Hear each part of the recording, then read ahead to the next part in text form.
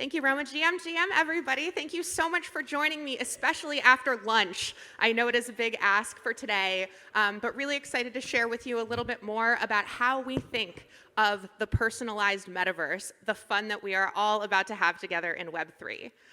My name is Evin McMullen, the co-founder of Disco, and welcome all your comments, questions, shower thoughts after this at Disco XYZ.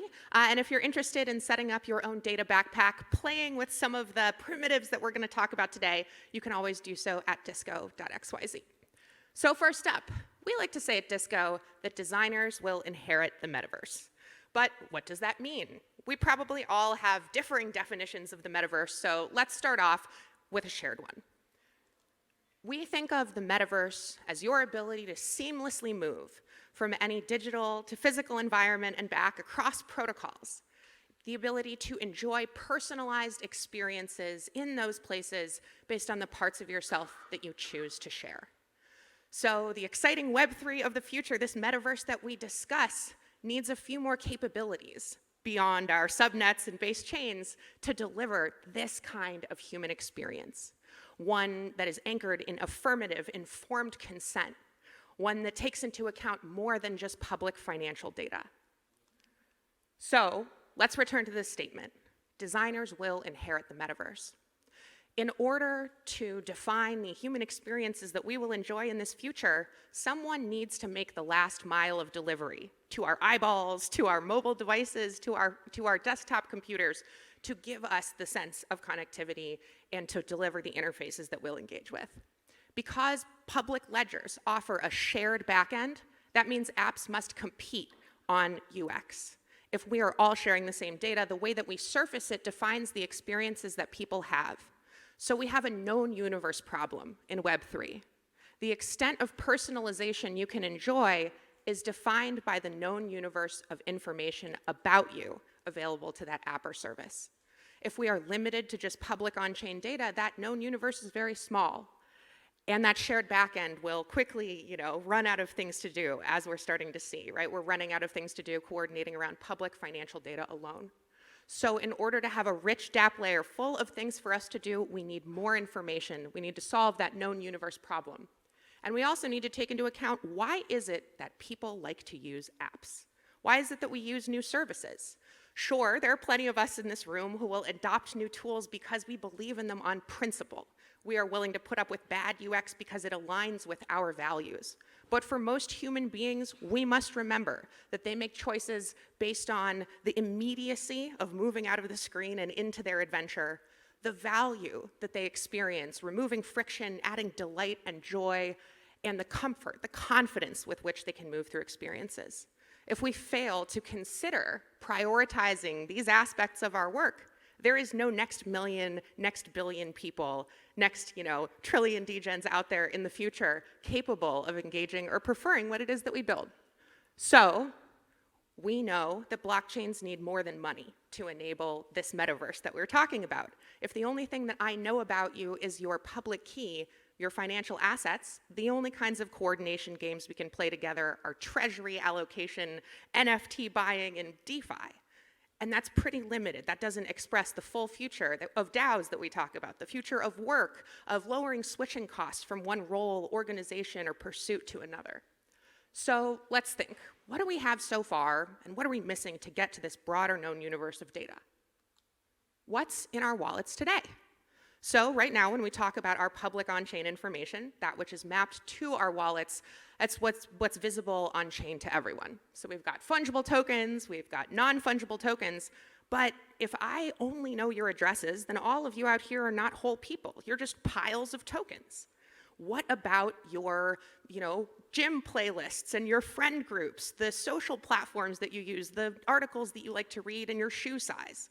All of the information that makes you, you, lives off the chain in a substrate that cannot engage with our smart contracts and cannot be fully expressed as part of the known universe that we bring to Web3. So what's a squad to do? How do we collect all of this information that describes us as people, pack it up in a safe and legal way, and unite it with our on-chain expression to create that known universe that we can use to personalize Web3? So quick sort of overview of primitives here. Probably all of you are familiar with fungible and non-fungible tokens. These are our public, on-chain, mostly transferable assets intended to contain value and to allow us all to agree upon their meaning. However, there is a third game piece in Web3, another data primitive that we can own and control with our keys called the verifiable credential. And this is a container for that rich set of data under the sea that we saw in the last slide that describes who we are.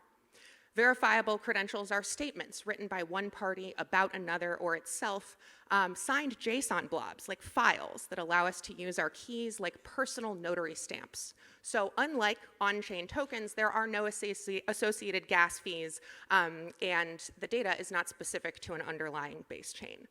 The nice thing about these credentials is they offer us a way to encapsulate the rest of the data we need to address this known universe problem in a form that is smart contract interaction ready, that can be carried along with our keys everywhere we go, and that allows us to have an incredible amount of control as opposed to our consent-free public networks.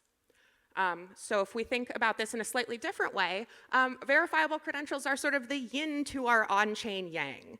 They allow us to have strength and trust minimization in data in a form that complements on-chain public persistence with ephemerality, the ability to expire, the ability to be revoked. So if we combine together our on-chain tokens with off-chain credentials, we can now enjoy a broader spectrum of data consent and publicity. We can decide that we want to share data only in certain circumstances, rather than blasting it to everyone on Earth and in space with an internet connection for all time. So when we think about credentials, just to provide you all with a little bit of a reference, this is how we handle them at Disco. They feel a little bit like off-chain NFTs, but we can expand them all the way into their JSON contents.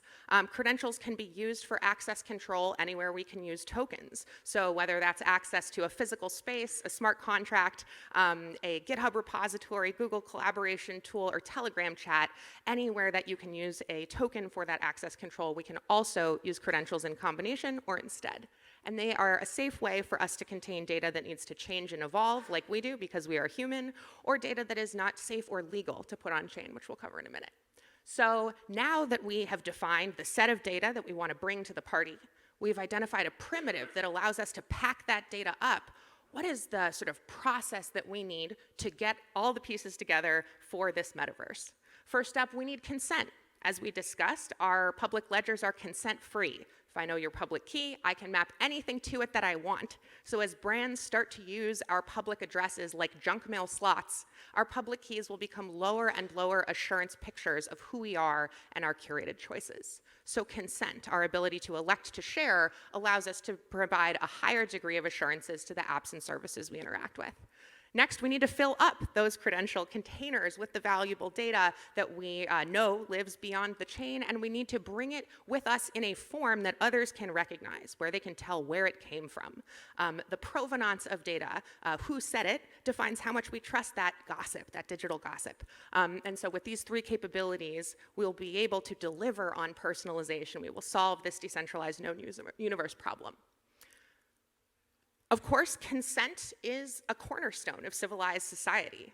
Our right to privacy, the ability to consent to what you share and do not, is what gives us freedom of assembly, freedom of religion, freedom of expression in ways that are not possible in default public places. So first, we need the ability to have default private data, which is an awesome capability brought to us by off-chain primitives such as credentials. That means that we can receive data written about us almost like in an envelope, encrypted only so that we can open it.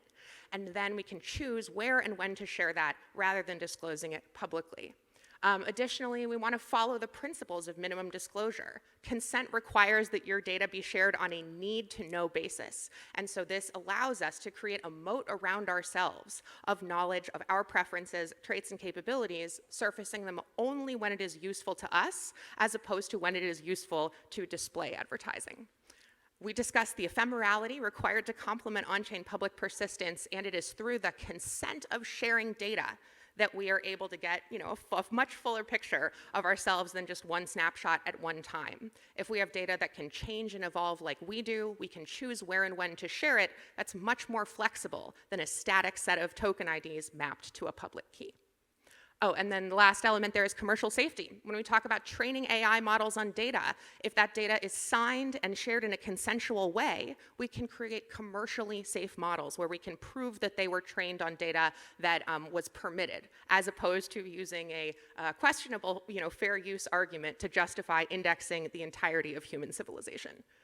Next up, we need to fill our credentials with interoperable data. We want that good stuff packed up, like our favorite color, our relationship status, time zone, preferred pronouns, all of the data that's not fit for the chain, but still relevant to our experiences and preferences. Credentials offer us a great way to encapsulate vibes and culture that cannot be communicated in financial assets alone. Interpreting this data in different contexts translates into reputation. If we have the ability to assert more than just our financial assets, but also how we show up, what events we attend, where we organize the newsletter, or buy pizza for the DAO, all of these proofs of non-financial labor can provide context to how we show up in apps and services and spaces, but right now we don't have a great way to encapsulate them. And then lastly, and it's an important thing for us to consider, where this data goes to sleep at night. As I mentioned earlier, in many cases it is not legal or safe to put personally identifiable information, hashed, encrypted, or otherwise, about human beings on a public blockchain. Even more so if those individuals' data, or if that data describes individuals under the age of 18 or 13 in certain countries.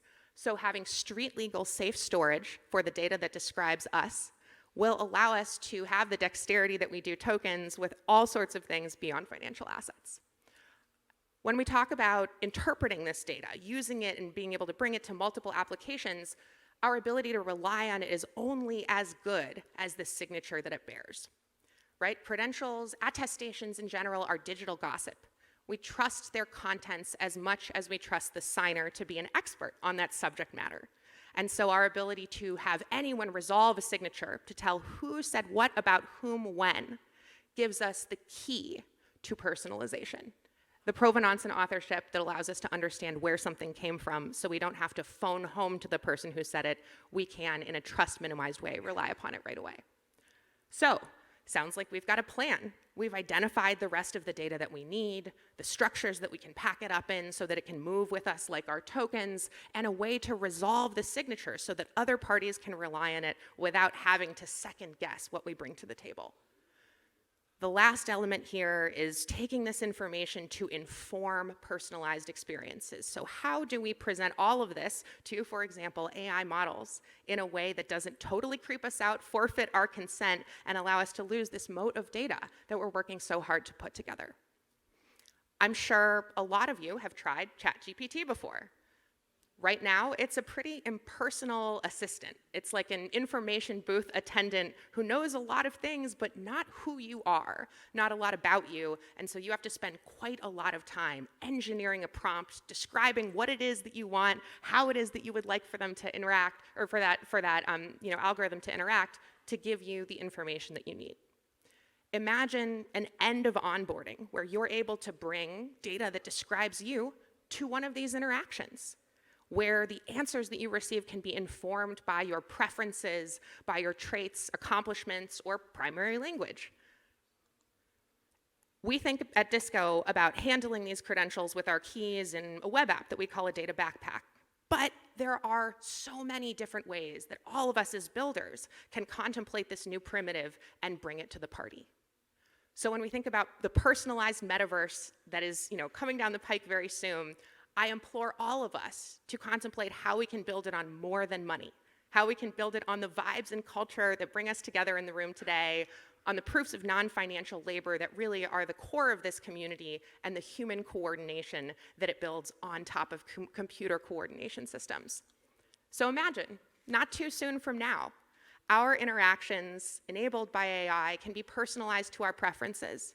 But if we don't want to build a dystopia, but rather want to continue in the practice of self-sovereignty and individual consent and participation, we must think about how it is that we go about building these systems. We must prioritize the individual in our designs, and we must remember that the core of this metaverse is human beings. So if we're not building for them, rather if we're building for protocols, we are going to miss the point. So thank you guys so much for your time and attention today, learning about new data primitives and the way that we can contemplate the known universe of personalization. My name is Evin McMullen.